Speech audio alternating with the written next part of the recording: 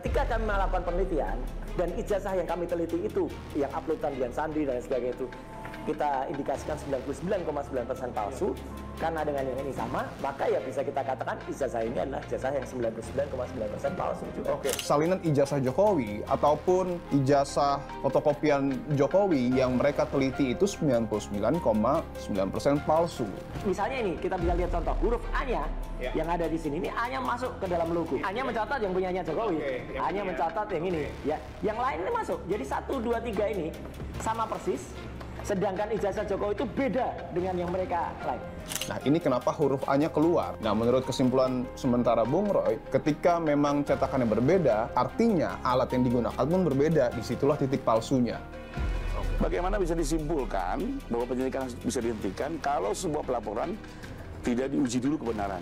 Sejauh ini sebelum novum baru yang disebut oleh Bung Roy Suryo CS itu, polisi khususnya di Barreskrim masih berkesimpulan bahwa ijazah Pak Jokowi identik. Ya, sebenarnya bola panasnya sekarang di Polda Metro Jaya. Bung Rifa itu meyakini kalau sebentar lagi akan ada penetapan tersangka. Kalau ini lengkap, maka siapapun dia bisa diajukan sebagai tersangka tanpa perlu mendahului siapa orang. Informasi terakhir mudah-mudahan di Oktober ini sudah lebih terlihat lah. Tinggal kita lihat nanti mungkin apa hasil gelarnya dan sama-sama kita kawal. Oh, Iya, serius nih. serius banget nih. Jokowi lagi nih. Ya, gimana ya? Karena ternyata masih memanas. Bukan masih memanas, memanas kembali itu. Serius nih, jasa lagi nih. Berapa kali nih? 4 kali berarti gue ya? Iya ya. Gokil. 4 kali ya belum ada hasilnya juga ternyata. Apa yang baru? Apa lagi? Sini gue kasih tahu.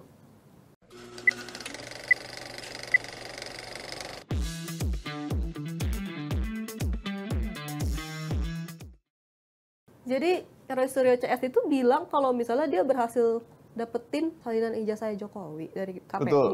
Itu yang terakhir, gue lihat tayangan tuh terakhir itu. Betul. Kok bisa? Bukannya sebelumnya KPU tuh nggak pernah mau ngasih ijazah Jokowi ke publik, nggak pernah nunjukin ya? Nah, itu yang berhasil digali ya, digali oleh tim Roy Suryo CS. Kalau dilihat dari tayangan kan ada Bung Bonatua Silalahi ya, dia pengamat kebijakan publik. Pasti juga orang akan bertanya, loh kok ada pengamat kebijakan publik yang tiba-tiba muncul dan membawa salinan ijazah Jokowi resmi dari KPU. Itu juga yang jadi pertanyaan pertama gua sih. Dan setelah diwawancara, gua mencoba meresapi nalar logikanya dan memang cukup masuk akal. Jadi Bung Bonatua ini merasa terpanggil ya, dalam tanda kutip, merasa terpanggil untuk kemudian juga mencari jejak-jejak ataupun salinan ijazah Jokowi untuk membuktikan apakah asli atau palsu. Ketika Presiden ke-7 Jokowi itu bilang bahwa dia tuh baru bisa menunjukkan ijazah aslinya di pengadilan. Nah, menurut Bung Bonatua tidak seperti itu. Artinya tidak seberat itu, tidak perlu dibenturkan dengan hukum untuk kemudian Pak Jokowi memperlihatkan ijazahnya. Karena menurut Bung Bonatua, ada hal-hal yang bisa diungkap ke publik gitu. Kalau memang sifatnya adalah undang-undang perlindungan data pribadi, memang itu tidak bisa. Katakanlah seperti misalnya meminta salinan ijazah yang lengkap dari UGM atau meminta dari tim SES. Tapi menurut Bung Bonatua, ketika yang didesak adalah undang-undang keterbukaan informasi publik, pihak seperti misalnya adalah KPU, kemudian juga ANRI, ketika publik meminta untuk melihat salinan ijazah dari salah satu pejabat publik yang kemudian juga sudah disimpan arsipnya oleh lembaga-lembaga tersebut, itu bisa. Nah, itu yang kemudian coba digali ketika orang-orang menyebut bahwa ijazah ini adalah suatu ranah pribadi yang tidak bisa dimunculkan, tetapi Bung Bonatua berangkatnya dari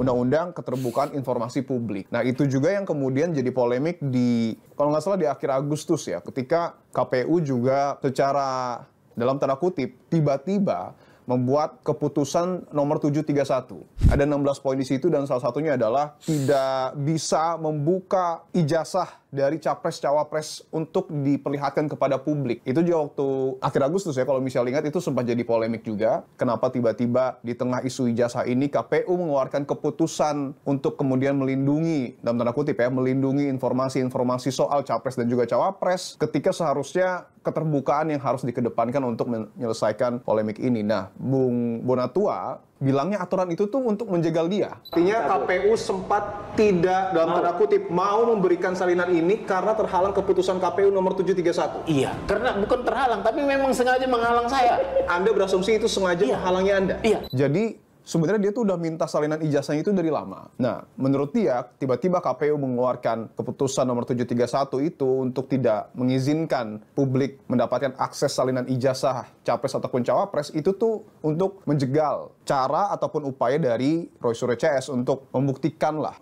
dari novum ya. Novum yang mereka anggap baru dan seharusnya bisa kembali membuka penyelidikan di Barreskrim Mabes Polri. Dan yang paling baru kan juga udah lihat ya, di KPU DKI juga sudah memberikan salinan itu sih. Kurang lebih itu sih background-nya sih. Jadi maksudnya Roy Suryo itu kan kalau salinan ijazah Jokowi yang diberikan sama KPU ke mereka, dia bilangnya sama persis sama ijazah yang diteliti dia juga. Betul. Gitu. Ya untuk mastiin hal itu gimana? Itu dia makanya gue meliput soal ijazah Jokowi lagi mungkin ya. Karena ya akhirnya yang bisa gue lakukan adalah meminta Bung Roy Suryo itu untuk membuktikan secara langsung di depan mata gue gimana caranya Bung Roy dan kawan-kawan ini membuktikan bahwa salinan ijazah Jokowi ataupun ijazah fotokopian Jokowi yang mereka teliti itu 99,9% palsu. Kan ada beberapa hal yang kemudian di tayangan juga gue upayakan untuk menanyakan bagaimana Bung Roy ini memastikan hal itu. Yang pertama cara manual. Sebenarnya di gelar perkara khusus ini juga sudah dibahas, tetapi kan belum ada yang kemudian mencoba untuk melihat secara langsung ya. Jadi 3 ijazah pembanding yang dimiliki Bung Roy Suryo itu dikomparasikan langsung dengan salinan ijazah milik Pak Jokowi. Nah, kalau dilihat di tayangan ada beberapa hal yang kembali ditekankan oleh Bung Roy Suryo. Yang pertama itu huruf A-nya ya. Huruf A-nya itu seperti yang kita tahu waktu di Barreskrim kan ya itu cukup viral juga ketika Bung Roy bilang mencotot ya. Jadi huruf A-nya itu keluar. Nah, 3 ijazah pembanding yang dikeluarkan juga di bulan yang sama, di tahun yang sama, bahkan di tanggal yang sama, 5 November tahun 1985 itu nomor 1115 punya Fronojiwo, 1116 punya Hari Mulyono, 1117 punya Sri Murtiningsih. Artinya 3 orang itu menurut Bung Roy adalah orang yang lulus bersamaan dengan Pak Jokowi. Logikanya menurut Bung Roy nggak mungkin dong cetakannya beda.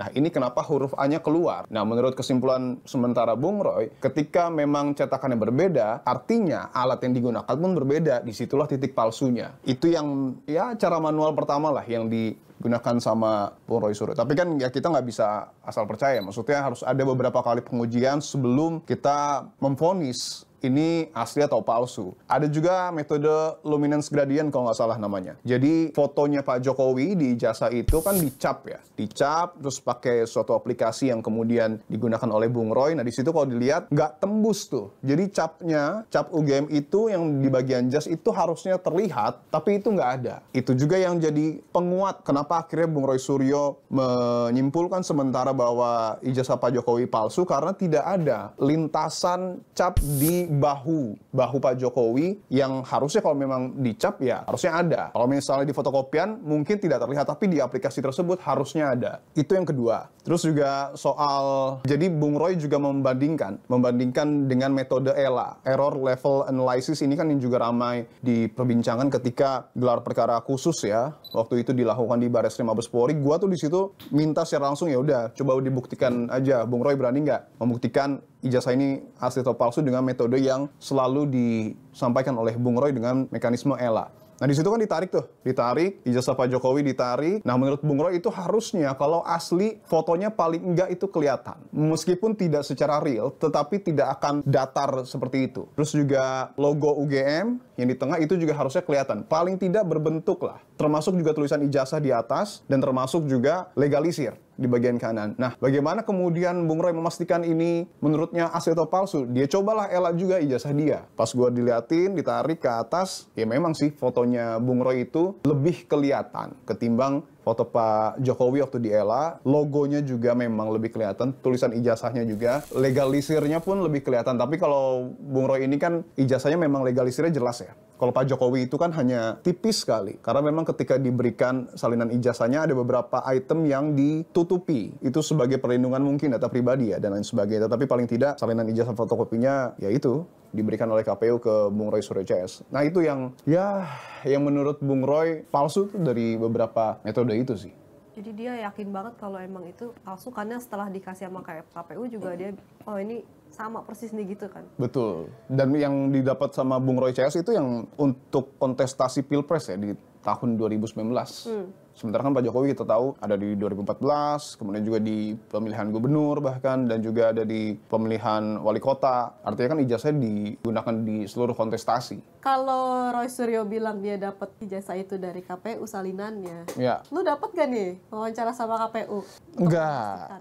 Ya, gua sih sudah mengupayakan ya. Gue coba datang langsung ke kantor KPU RI. Itu gue sudah berkontak dengan semua pihak yang harus dikontak kalau memang mau wawancara, mulai dari ketuanya, komisionernya, humasnya. Jadi pas gue sampai di KPU tuh gue ketemu humasnya. Karena kan kalau KPU memang tipikalnya dari dulu gitu ya. Ketika kita mau wawancara komisioner mungkin misalnya nanti akan ada humas yang mendampingi dan lain sebagainya. Nah, waktu itu gue nggak cuman wawancara, gue on cam juga di situ, gue didampingi. Tapi yang menarik adalah ketika, jadi kalau peliputan gue tuh biasanya kan gue main hajar-hajar aja ya. Maksudnya dalam arti ya udah masuk dulu, coba dulu gitu. Dan ketika gue mau masuk ke gedung KPU, ya entah karena alasan apa, humasnya sih tidak mengizinkan. Gedung utama ya, gue coba masuk situ. Padahal itu gue udah halus juga, mas, gue ke dalam lah mau ngadem. Karena panas ya, karena panas di situ panas. Gue ya alibinya itu mau masuk ngadem, bahkan ngadem pun nggak boleh gitu. Gue nggak tahu tuh, jangan di situ mas, ke ruang media aja. Memang ada ruang media kan kalau di KPU, cuman ya gue nggak tahu kenapa sampai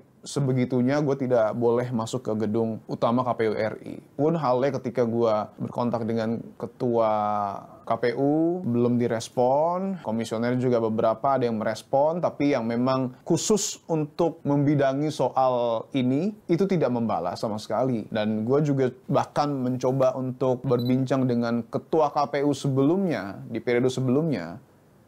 Mereka juga nggak mau, ya gitu. Gimana ya, gue juga bingung sih. Gue sih udah mengupayakan ya, cuman ya nggak bisa. Tapi kalau ngomongin, kan namanya Roy Suryo, Rius Mosianipar, dia meneliti dengan ilmunya dia. Ada nggak sih ahli forensik digital yang lain selain mereka di luar 3R ini ya? Yang pertama gue tuh udah pernah wawancara Ruby Alamsyah. Waktu itu dia di Australia, sayangnya gue emang wawancara via Zoom. Sebenarnya kan kalau misalnya ketemu tuh bisa dibuktikan lah secara langsung. Tapi pada intinya Pak Ruby Alamsyah itu waktu gelar perkara khusus rame, waktu metode ELA pertama kali disampaikan oleh Bung Roy Suryo CS, dia sih meragukan bisa digunakan metode ELA ini, tapi dia meragukan seberapa akurat sebenarnya penggunaan metode ELA ini untuk kemudian membuktikan keaslian ijazah seseorang. Satu, karena waktu itu kan Bung Roy itu masih meneliti foto. Nah, menurut dia ELA itu kayaknya kurang tepat deh kalau misalnya digunakan untuk kemudian memastikan keaslian ijazah seseorang, karena ijazah itu kan bentuknya bukan barang digital. Sementara menurut ahli digital forensik, ELA itu hanya bisa membuktikan untuk barang-barang ataupun yang sifatnya mungkin pembuktian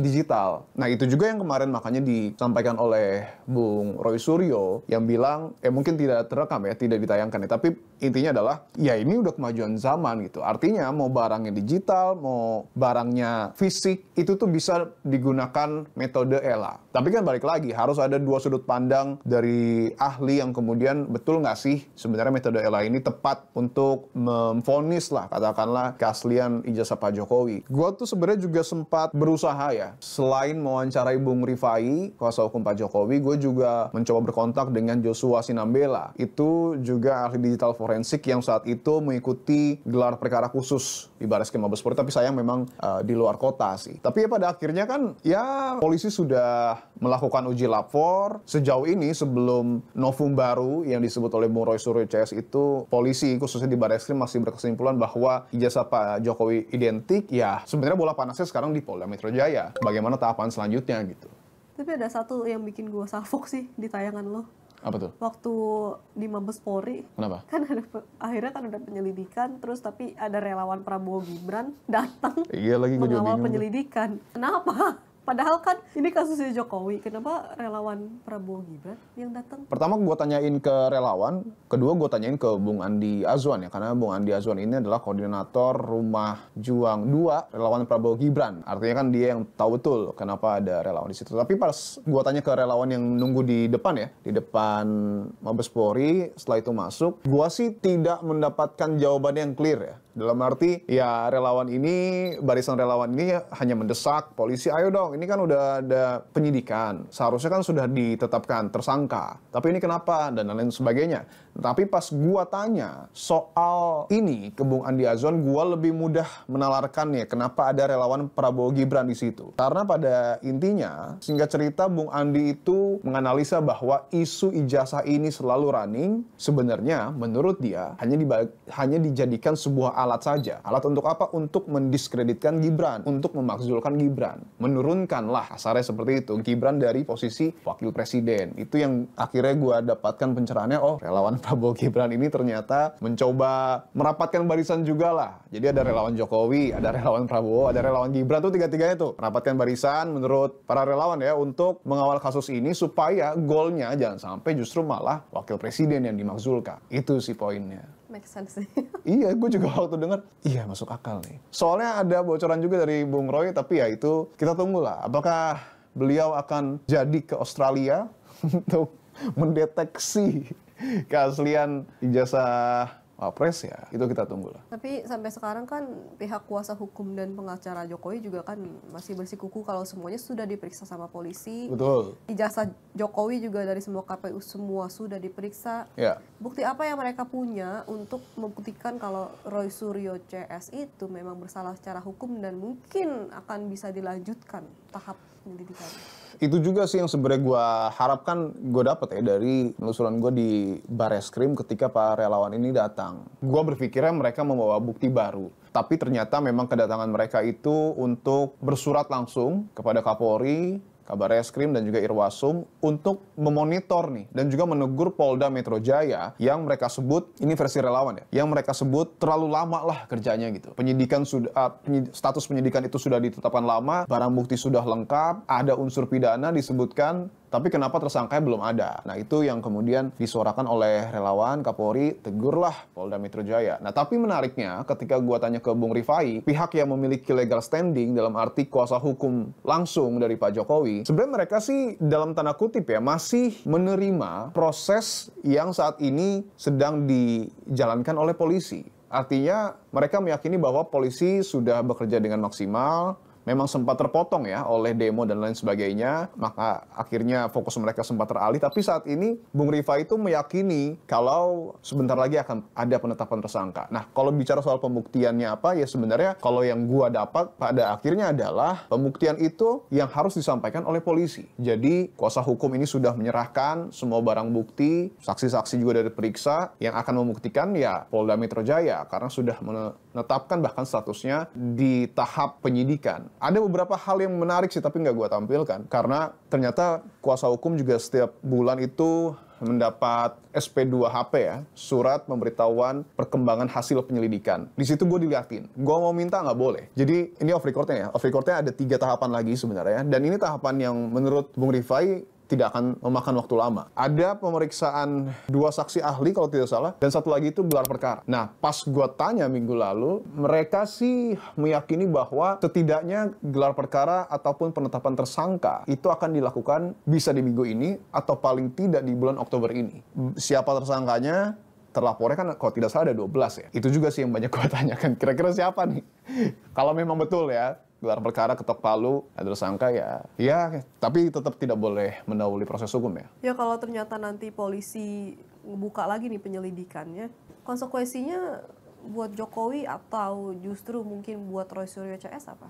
Kalau penyelidikannya sih nggak, kalau menurut kubu Pak Jokowi ya, kalau penyelidikan di Barreskrim itu tidak mungkin akan dibuka. Karena yang novum yang disebut Bung Roy itu sudah diteliti oleh polisi. Nah kalau penyelidikan itu mau dibuka oleh Barreskrim kembali, ya harus ada novum baru. Itu juga yang disampaikan oleh Pak Arianto. Sementara menurut mereka barang-barang ini tuh barang-barang lama yang udah disita polisi, yang udah diperiksa polisi, sehingga penyelidikan di Barreskrim itu ya nggak akan dilanjutkan, nggak akan dibuka kembali gitu. Jadi kan ada 2 ya, ada yang di Barreskrim, ada yang di Polda Metro Jaya. Nah menurut mereka ini yang di Barreskrim udah final gitu, nggak akan dibuka lagi. Nah yang tinggal di Polda Metro Jaya, konsekuensinya ya kepastian hukum kali ya, gue nggak tahu juga sih. Ya karena ya proses hukum yang saat ini tengah berjalan ya. Jadi ya memang harus ditunggu sih. Tapi kalau dari pendapatnya setelah lu ngobrol sama penasihat ahlinya Polri, ini gimana sih dia menangkap soal kasus ini, apalagi soal temuan Roy Suryo yang baru ini?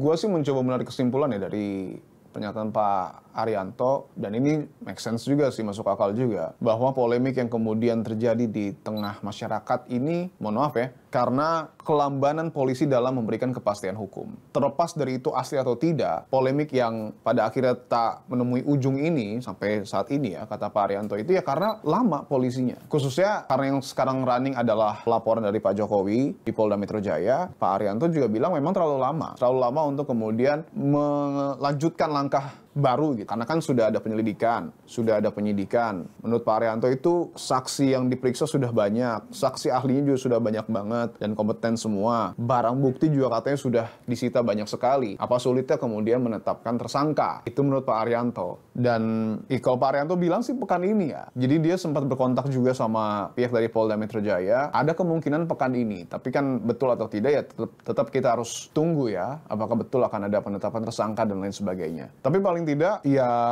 mau tidak mau sih ya, karena memang ini kan nuansanya tidak hanya unsur hukum ya, tapi kental juga nuansa politiknya. Memang mungkin polisi cukup berhati-hati dalam mengambil keputusan, supaya mungkin tidak kesana kemari, tapi ya pada akhirnya karena sudah diproses hukum ya harus ada kepastian hukum yang diberikan oleh polisi. Itu sih, karena kalau tidak akan berlarut-larut, polemik akan terus berlanjut.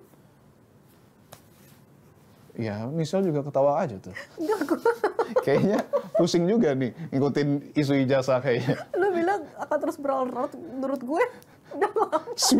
Sudah terlalu udah terlalu larut ya. Sudah, kayak gue Iya, pikir ya Dipo ya, kemarin yang kita tapping terakhir nih yang bahas Jokowi juga. Oh, Jokowi's white paper itu ya. Iya, gue pikir oh ya udahlah gitu kan. Tapi iya sih. Gak akan iya sih. gimana-gimana. Tapi ternyata kan itu aja memang tahapnya, memang waktu itu polisi belum ada kelanjutan. Atau jangan-jangan emang sengaja terus menjadi polemik.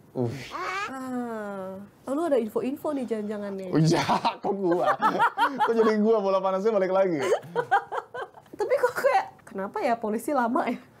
Ya itu karena kalau menurut gue sih karena ya memang ini adalah proses hukum tapi unsur nuansa politisnya itu tinggi banget ya. Mungkin itu sih positif tingginya, berhati-hati. Jadi jangan sampai, ini menarik juga, jangan sampai terlalu terburu-buru justru di pengadilan tidak terbukti. Kan yang cacat adalah proses yang dilakukan oleh polisi. Kalau menurut gue itu. Jadi ya positifnya adalah polisi mau betul-betul firm, yakin kalau memang tersangkanya itu layak ditetapkan, barulah mereka akan tetapkan. Jangan sampai sudah ditetapkan, buktinya kurang lah, keterangannya kurang, justru malah misalnya lepas di persidangan, kan itu juga mencoreng proses hukum yang dijalani polisi. Kayaknya sih kayak gitu ya. Tapi kan kalau menurut nasihat ahli Polri kan bilangnya harusnya memang sudah Ditahan malah. Iya kan? Iya kan? Sudah masuk proses penahanan. Gue juga sempet, jujur gue kaget sih. Pak Arianto ngomong gitu gue kaget sih. Kenceng juga. Ya karena mungkin ya point of view Pak Arianto kan Irjen Purnawirawan ya. Ya mungkin ya punya sudut pandang lain yang juga bisa jadi penyeimbang lah supaya polisi itu tetap ayolah gitu. Supaya polemik ini selesai. Tapi kayaknya nggak akan selesai juga, persidangan juga belum. Lu bakal ngebahas lagi nggak sama gue? Wah, ini jawabannya mau ke arah mana nih? Kayaknya dia yang lupa. Kayaknya nggak akan sih, Dipo. Oh, nggak akan ya, ada. Mungkin ini akan jadi salah satu pertemuan terakhir kita. Aduh.